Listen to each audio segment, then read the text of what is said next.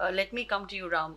At the logistics front of it, you're obviously at the forefront of, and it's very obvious to the naked eye about logistics and their carbon footprint and delivery. And what are the kind of steps you've taken at Mahindra Logistics? Did you also embark on understanding your carbon footprint upfront, or did you just feel what was the process of the policies changing, and what are the kind of steps that have been taken at Mahindra Logistics? Thanks, Anupriya. I'd say some things are very similar to what Jitendra said. I mean, we've got a goal to be carbon neutral by 2040, actually, in our case, but that's well to wheels, as we call it. Yes, from glass to green to glass. I call it as well to wheels.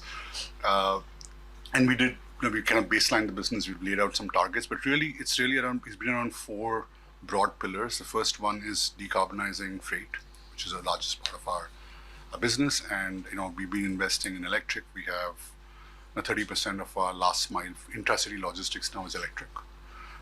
Probably another 20% is CNG. So we've got a big mix there. We have got pilots. We're experimenting on hydrogen, on LNG, and a few other things. We've been big investments on what we call green warehousing. So, IGBC certified large warehousing facilities. Maybe 30% of that is now energy neutral. So we made some fairly significant investments there.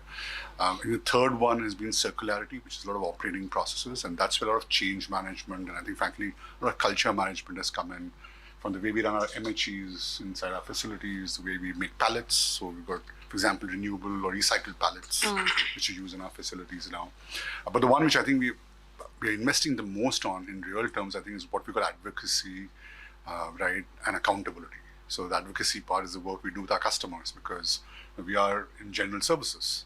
And so we have to invest in working with our customers and help them move the needle.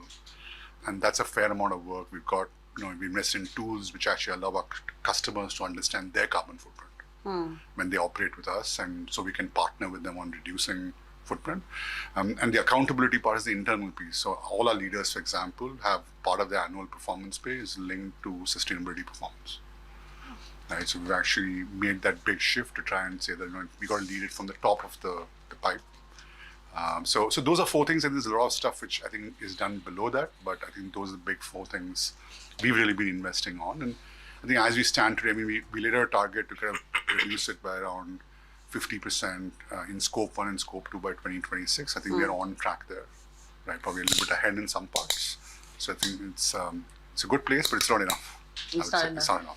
Ram, I'm going to get closing words around as well. I'm going to start with you to understand, as a large group of Mahindra, we've got, like L&T, you've got tech on one side, auto on the other, logistics happening.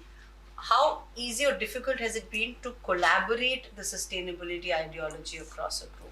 I'm not talking about just about the policy that is coming from the corner office. I'm talking about utilizing the efficiency of all the arms to the best of the capability. How easy or difficult? Because if it's difficult within a company, then when you go to Scope 3 and go to an MSME, it's going to be even harder. No, I think for us at least, I think like many of the other groups, this has been kind of a long-term game. I think Sunil mentioned we've been built on this RISE philosophy now for a long time. And it's been very embedded in the way we work. So I think collaboration inside the group has not been hard. Okay. It's been easy for us to get things together. We have a group level sustainability council, a lot of our leadership sits on it. And therefore the alignment, I think, comes in quite naturally. I think our larger challenges have been aligning internal policy with, I would say, the divergences of public policy, right? And the fact that there are divergences around there. And I think, so that's been one challenge.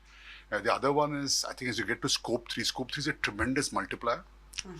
But also requires real investment in the ecosystem. Because, for example, for all of them, my Scope 1 is all their Scope 3. Right. Yeah. Right.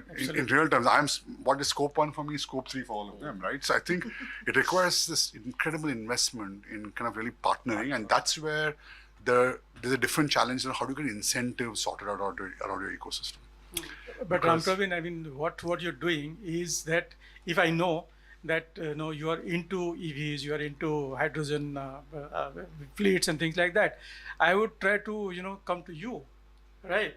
than going to somebody else who is guzzling diesel. Yeah. So I think that kind of collaboration That's the will happen a multiplier, lot. exactly. It will So happen that's a the lot multiplier. in next couple of years. So I think you are setting a trend in that sense, right? So you are decarbonizing your fleets, and thereby you are improving our scope 3 emission reduction. So I think that's something very interesting happening in India.